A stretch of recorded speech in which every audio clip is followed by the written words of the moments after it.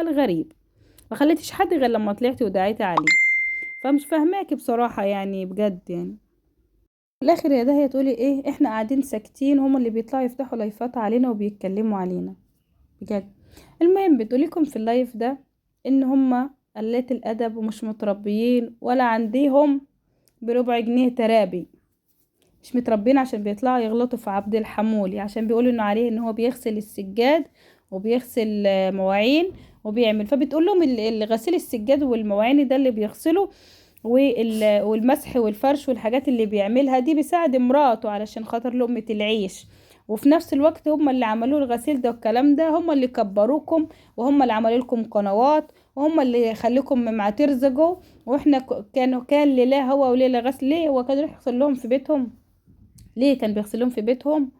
كان هو كبر. بص في الاول والاخر الارزاق بتاعت ربنا سبحانه وتعالى. على فكره حتى لو كانت فتحت القناه وانتي كان دعمتيها وربنا مش رايد ان حلميه دي حد يعرفها ولا القنوات تعرفها ولا المتابعين دي تعرفها ولا حب الناس ده ليها، صدقيني ما كان هيبقى اي حاجه من الكلام ده كله. لكن الارزاق دي بتاعت ربنا سبحانه وتعالى، هو اللي بيقسم الارزاق مش انتي ولا غيرك. مفيش حد سبب. كل يعني احنا ما ده زي ما بيقولوا سبب. يعني هي طلعت معاكي فالناس عرفتها سبب، لكن انت قناتها اساسا طيرتها لها. انت بتقولي كل ده علشان قناه فيها كانت 3 فيديوهات كل ده. طب وانت ما بتشوفيش نفسك؟ ما بتشوفيش فيديوهاتك؟ طب ما بتقعديش تحاسبي نفسك انك انت بتطلعي وتشتمي وتقولي وتعيدي؟ طب ما انت كنت فاتحه البث المباشر عليها بدون اي وجه حق. فين عبد الحمولي لما قالك محدش يطلع ومحدش يتكلم؟ المهم بتقول لها انك انتي بتسرقي كل فكرة انا بعملها وبتبقي موجودة في اللايف وتسرقي كل الفكرات بتاعتي وتروحي تنفذيها. واقول انا برضو ايه؟ يلا يا بنتي معلش خليها مش عارفة. انتي بتقولي كده؟ لا حول الله يا ربي. صح كلامك. لا بتقول لها قال ايه؟ ضحكتيني. ضحكتيني. قال رايحة تعملي لابوك وامك اكل وانت سايبة سايبة القنوات يشتموا في امك ويشتموا في ابوك ويشتموا في اخواتك ويشتمي. انت السبب يا داهية. انت السبب. انت وصاصة. انتوا السبب اللي بتطلعوا تشتموا الناس وتغلطوا فيهم. ماشي. عاوزين حلمية هي اللي تطلع تدافع. طب ما تحطي لسانك انت في بقك وما تطلعش تشتمي حد لا بامه ولا بابوه. وكل ما حدش هيشتمك بامك ولا بابوكي. الصاصة نفس النظام. يعني مصطفى خليك قول له ما تطلعش ولا تشتم في الناس ولا تشتم في ابهاتها ولا امهاتها ولا تعيب في بناتها ولا تعيب في اولادهم ولا تعيب في اي حاجة. زي ما انتي بتدعي في البث المباشر وتقولي حسبي الله ونعم الوكيل وكل يا رب يوجعكم في ولادكم. يعني انت اللي ما ترضوش لنفسك ترضيه لغيرك ليه؟ انت بتحبش حد يدعي على اولادك ولا يتكلم على اولادك ولا يتكلم عليكي ولا على جوزك. امال انت بترضيه على الناس ليه؟ ايه وجهة الحق بتاعتك انك انت ترضيها على الناس ان هي تتكلم كده؟ وانت بتقولي القنوات اللي تبع الحلمية قنوات بتدفع لها فلوس. بتدفع لها فلوس منين؟ او ربنا كشفكم على حقيقتكم بتسجيلات بصوتية انك انت اللي بتدفعي فلوس وانك انت بتاخدي من بتدفعي من 1000 ل2000 جنيه. فربنا سبحان الله وتعالى ده كريم ورحيم جدا على الست حلمية. ففعلا اتق الله اتق الله اتق الله. وكمان انت بتقولي ان هما اللي سربوا موضوع ان ابو احمد كان عندك منين، وهي اساسا بنت الشيخ هي اللي منزله منتدى عندها على الواتساب على عفوا على المنتدى. ها؟ لا من تاني يوم ما كان عندك. يعني هو ابو احمد ده كان عندك امبارح، تاني يوم هي كانت منزله منتدى وكانت حاطه صوره نرمين. عرفت منين كمان بنت الشيخ؟ نرمين لها تواصل معاها ولا الست حلمية ليها تواصل معاها؟ ها؟ يا شيخ اتقي الله اتقي الله. انت بتتكلمي وبتقولي لها وبتلزميها ان هي اخواتها والمفروض تطلع تدافع عنهم وتتكلم وتدافع عن امها. انت تعملي الغلط وعاوزه غيرك يصلحه وتتكلمي في الاخر وتقولي ما طلعش. يا شيخه ده انت ما فيش لايف بتاعك غير لما يبقى لايف اسود ومنيل ب60 نيلة. على الاقل حلمية لما بتطلع تتكلم ولا بنتها بيطلعوا يتكلم بيبقى فيه وجه حق ان هما بيتكلموا عليه. لكن انت بتطلعي تشتمي وتغلطي على اخر. في الاخر المتابعين يقول لك اهدي وهدي اعصابك. تقول لهم انا هاديه؟ هاديه ايه؟ هاديه ده انت جواكي غل وحقد غير طبيعي. هاديه ايه؟ يعني هاديه ايه؟ هو ده الكلام اللي انت كنتي مستنيه تقوليه لجوز نرمين في القعده العرفيه؟ ها؟ ما انت كده. فسبحان الله ربنا كشفك على حقيقتك، انك انت اللي بتدي القنوات وبتقبضيها. يا شيخ اتقي الله، سيبي بقى نرمين في حالها. قولي القنوات التابعة ليك اللي انت بتقولي انا ماليش دعوة بيها، وما تخصنيش بيها القنوات دي، ها، اللي كل حوار ما بيطلعش غير من عندك انت. حوار ابو نورة انت كنت موجودة فيه، وقلت انك انت ما كنتش موجودة فيه. ففعلا بجد انت رهيبة رهيبة ممثلة. وزي ما بيقولوا المتابعين، عياط تماسيح اللي انت بتعيطيه ده، علشان الداعمة تخلي بالها وتبعتلك فلوس عشان خاطر تعملك مشروع لأولادك، ولا عشان تشتري أرض. بالله عليكي، أولادك دول انتي وش أولاد ناس فلاحة كده بتزرع في الأرض؟ انت بتضحكي على نفسك يا داهية. أو انتي في نفس الوقت بس حابة اللي يجيلك الدعم المرة الجاية بقى علشان تشتري لك قراطين أرض، ولا تعملي لك حتة مشروع. ففعلا انتي داهية، وصدق ما قالك انك انتي سماكي داهية. يا لهوي عليكي بجد، لا حول ولا قوة إلا بالله. ربنا يلطفنا ويلطف بينا بلطفه من الأفعال اللي انت بتعمليها. وما ارحمي بقى حلمية شوية.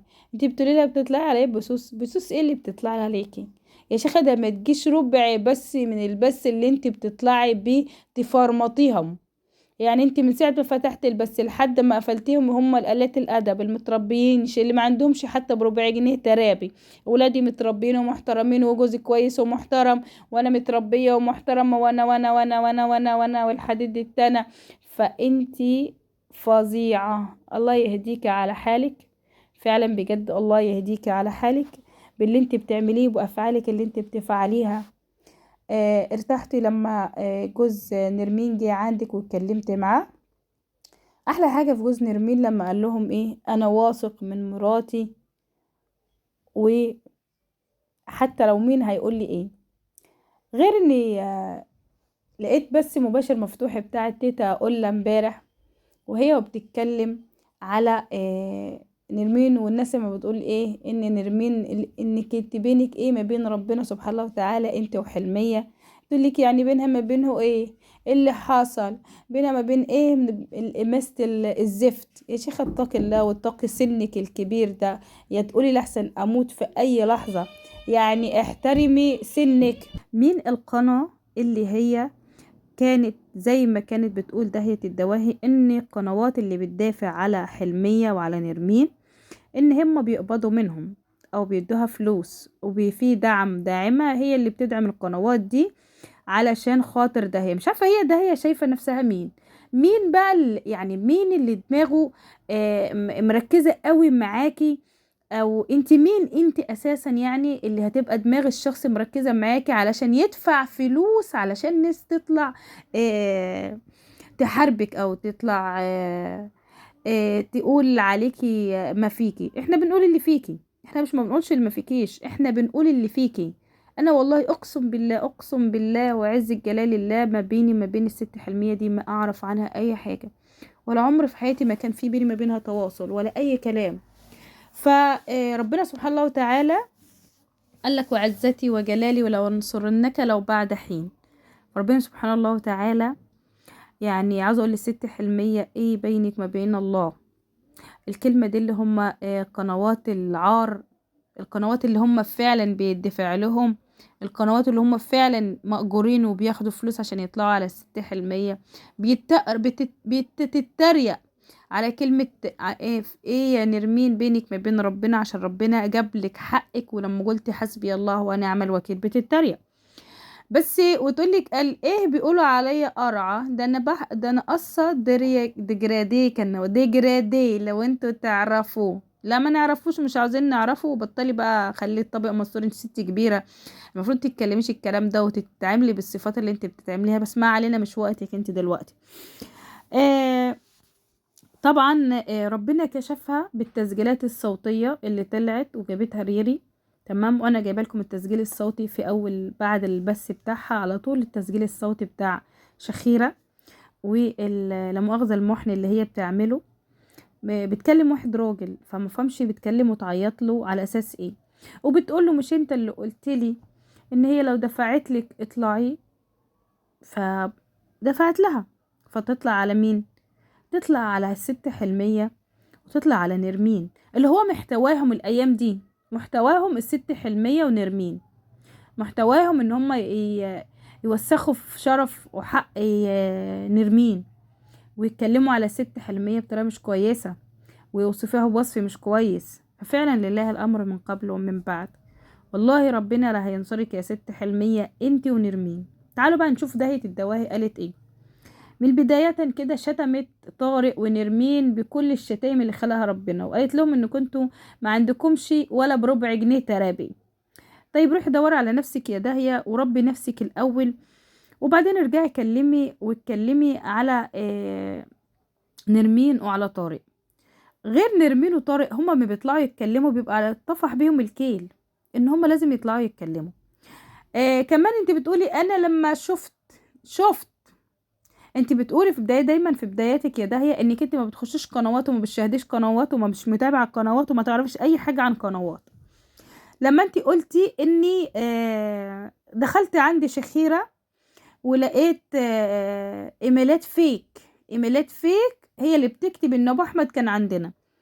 طيب لما انت كنت فاتحة البث المباشر بتاعك وكانوا يكتبولك في البث المباشر بتاعك ان ابو احمد واخدها سبوبة ان هي تطلع وبيقبض فلوس، كل الناس بتقبض فلوس عندكم، عارفين ليه؟ عشان انتوا اللي بتعملوا كده، انت اللي بتعملي كده، انت اللي بتقبضي القنوات اللي تابعة ليكي. فانت نفسك شايفة ان الناس كلها زيك، زي ما انت بتطلعي تقبضيهم وتديهم كراتين وتديهم دعم بتاع الحاجة لطيفة. ما هي فلوس مش تعبانة فيها، لا انت ولا جوزك ولا اولادك. فمفيش مشكلة لما ادفع فلوس عشان الناس تطلع على اختي. يا ناس، ده انا عندي حالة من الذهول. اختي يعني واخدين بالكم؟ اختي اخلي واحدة ما لا تسوى تتف على اختي، ولا اخلي واحدة لا تسوى ولا بس شبشب ان هي تطلع تشتم على اختي ولا بنت اختي ولا تقول الكلام اللي ما ينفعش يتقال؟ لكن ليه هنروح بعيد ليه؟ هي شتمت حلمية وبنت حلمية وطارق وما خلتش ولا كلمة في البث المباشر، ودي جايبه لكم البث المباشر واسمعوه. وقالت ان الراجل اللي بيغسل السجاد وبيغسل المواعين وبيصبن وبيعمل هو اللي خلى حلمية تاكل وتشرب وتعيش. هي ليه يا اختي؟ هو كان يغسل لهم هما؟ هو كان يغسل ويصور والحاجات دي كان ينزلها ليهم هما، ولا كان ليكي انتي؟ كان لمين بالظبط يا داهية؟ بس عشان نبقوا عارفين ليه الارزاق دي بتاعت ربنا. مين قالك ان هو ده رزقك انتي ولا رزق غيرك؟ ده رزق الست حلمية ورزق عيالها ورزقي. بتقولك كمان ان هي دي تتطلق وتقعد في البيت علشان القناة. يعني لو مرات طارق جت في البيت هي هتتطلق عشان القناة دي من سعرها، وتقعد في البيت علشان خاطر الفلوس، تاخد هي الفلوس عشان هي سعرانة. لا حول ولا قوة الا بالله. وتقولك كمان انت اصلا ما بتحترميش امك وابوك يا نرمين علشان خاطر تحترمي الراجل اللي جالك وقدركم في البيت، ولا معاكي راجل يلمك.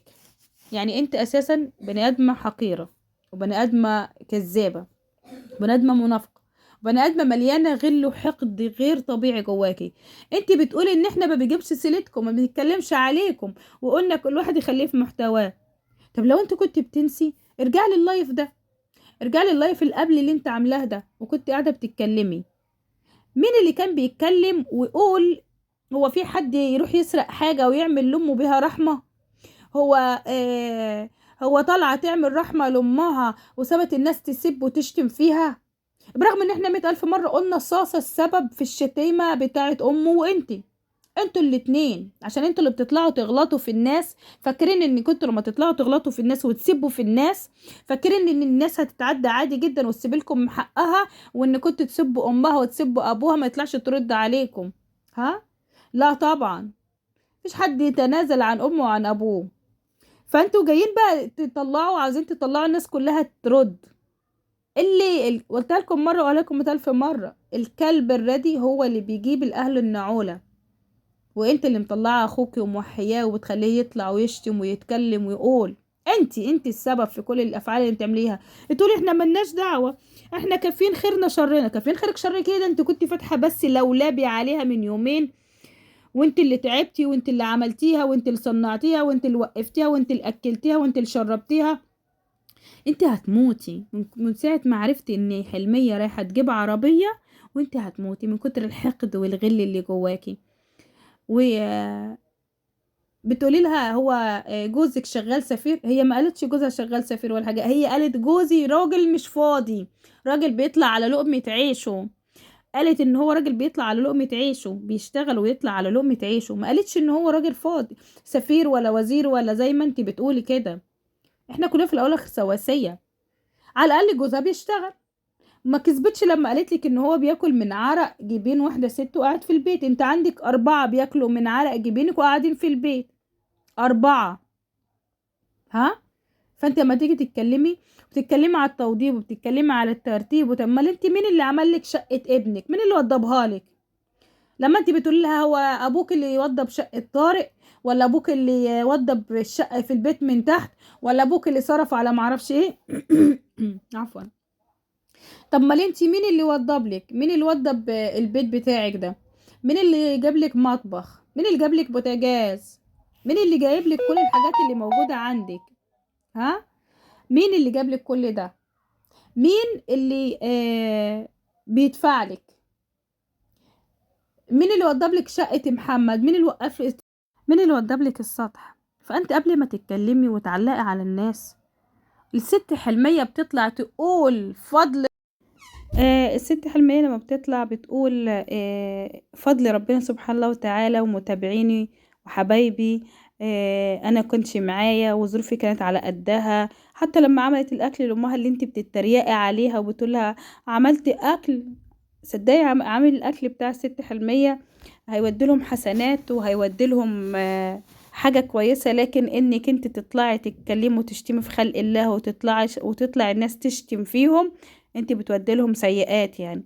فانت اتقي الله انت الاول، وخلي صاصة يتقي الله برضه في امه. يلي انت بتقولي ما عارفة الوحيد اللي كان هيتأثر نفسيا وهيتعب من بعد وفاة امي هو مصطفى اخويا.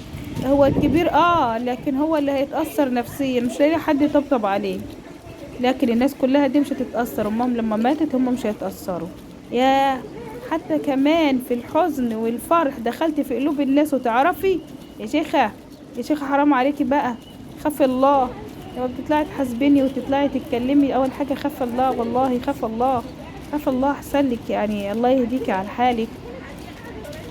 المهم ست حلمية ربنا يوفقك، يا ريت بلاش تصدي وتردي يا ست حلمية، خليكي في محتواكي ونرمين نفس النظام، بلاش تسد وترد. وكل اللي بيعملوه ده يا ست حلمية علشان يخلوا نرمين تبعد عنك، فما تدهمش فرصة ان نرمين لا تصد ولا ترد وتكبري دماغها. برغم ان انا عارفة ان هو ده حقها، ومن حقها ان هي تطلع تدافع على جوزها، ومن حقها ان هي تطلع تجيب حقها. طول ما الناس اللي هي ما عندهاش دم ولا عندها اخلاق ولا محترمة يغلطوا فيها وعاملينهم زي نظام محتوى يطلعوا يتكلموا فيها يتكلموا عليها. لكن هقول ايه، لله الامر من قبل ومن بعد. والله احنا بقينا في اخر الزمان يا جماعة. النبي عليه افضل الصلاة والسلام قال لك هيجي ناس يصدقوا الكاذب ويكذبوا الصادق. وده هو اللي بيحصل دلوقتي، اللي احنا ما نشوفه قدام عينينا. ان البني ادم، والله انا بقعد مع نفسي كتير جدا واقول يكون هي كلامها صح وفعلا احنا اللي ظالمينها. ابص على فيديوهاتها وعلى لايفاتها وعلى عناوينها وعلى تلقيح الكلام بتاعها. طب يا جماعة، ما هو الست حلمية اكيد هتيجي في يوم تغلط. زي ما هي بتقولك انا كل واحد ليه لسان، يعني بيتكلم وبيشتم وبيعمل كل حاجة. بس احنا مالنا بيها في حياتها الداخلية. اهم حاجة احنا بتطلع لنا بصورة كويسة. زي ما بتقولك ان هي انا اتعلمت منها الغل والحقد والصرم، وبتتهمها ان هي بتسرق الافكار منها. يا شيخة تعالي كده قولي لي فين الافكار اللي هي بتسرقها منك؟ لما انت سرقتي منها الفكرة بتاعت القلقاس، لما انت سرقتي منها فكرة المش، لما انت سرقتوا منها فكرة الكاميرات. يعني كل حاجة انتوا اللي بتقلدوا، مش هي اللي بتقلد، وفي الاخر تقولي هي اللي بتقلد. فلله الامر من قبل ومن بعد حبايبي ومتابعين المحترمين، فضلا وليس امرا. الاشتراك في القناة وتفعيل الجرس للكل عشان يوصلكم مني كل جديد. وقولوا لي ايه رأيكم في الكومنتات. طبعا ما قدرتش اجيب لكم غير المقطع الصغير ده، واللي حابب يسمع المقطع كله يروح القناة التانية بتاعتي ترند اليوم، هيلاقي المقطع كله كامل. بس علشان هنا انا عندي انصار على القناة، فحبايبي المتابعين المحترمين، الاشتراك في القناة وتفعيل الجرس للكل عشان يوصلكم مني كل جديد يا احلى واجمل عيلة. والله الحمد لله رب العالمين، رضا ربنا عليا اني انا الاقي اخوات زيكم كده بيساندوني ويقفوا معايا في كل حاجة. وشكرا على دعواتكم ليا، وجزاكم الله كل خير. وأسيبكم في رعاية الله وحفظه، والسلام عليكم ورحمة الله وبركاته يا أحلى وأجمل إخوات وأحلى وأجمل عيلة، في رعاية الله وحفظه للجميع.